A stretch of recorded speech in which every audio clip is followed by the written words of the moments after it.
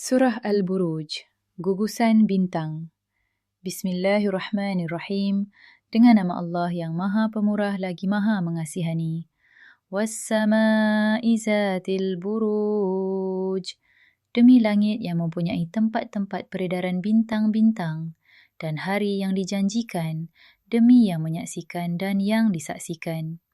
Binasalah orang-orang yang membuat parit, iaitu para pembesar Najran di Yaman, parit api yang penuh dengan bahan bakaran ketika mereka duduk di kelilingnya sambil mereka melihat apa yang mereka lakukan kepada orang mukmin.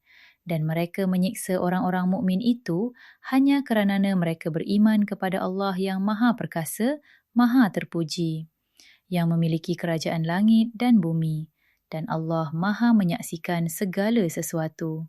Sesungguhnya, orang-orang yang membunuh dan menyiksa orang-orang mukmin, lelaki dan perempuan, lalu mereka tidak bertaubat, maka mereka akan mendapat azab Jahannam dan mereka akan mendapat azab yang membakar.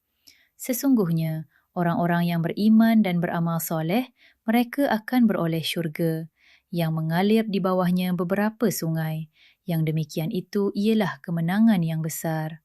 Inna batsya rabbika lasyadid. Sesungguhnya azab Tuhanmu amatlah berat. Sesungguhnya dialah yang memulai penciptaan makhluk dan yang menghidupkannya kembali. Dan dialah yang Maha Pengampun lagi Maha Pengasih. Yang memiliki arash lagi Maha Mulia. Yang berkuasa melakukan segala yang dikehendakinya. Sudahkah sampai kepadamu berita tentang penentangan bala tentara? Mereka itu ialah kaum Fir'aun dan Thamud, kaum Nabi Saleh. Bahkan orang-orang yang kafir itu terus tenggelam dalam keadaan mendustakan kebenaran. Padahal Allah mengepung dari belakang mereka sehingga tidak dapat lolos. Bahkan yang didustakan itu ialah Al-Quran yang mulia, lagi yang terpelihara dengan sebaik-baiknya pada lauh mahfuz. Surah Al-Buruj bermaksud gugusan bintang.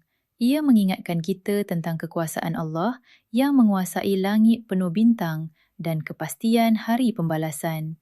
Dalam surah ini, Allah menceritakan kisah orang beriman yang dibakar hidup-hidup hanya kerana mereka tetap teguh mempertahankan iman.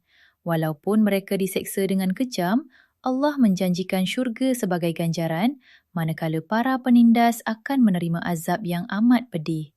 Surah ini juga menegaskan bahawa Allah sentiasa melihat setiap perbuatan manusia dan tiada satu pun kezaliman yang terlepas daripada pengetahuannya.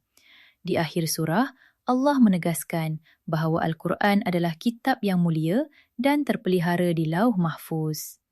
Like, follow dan share, sebarkan walaupun satu ayat.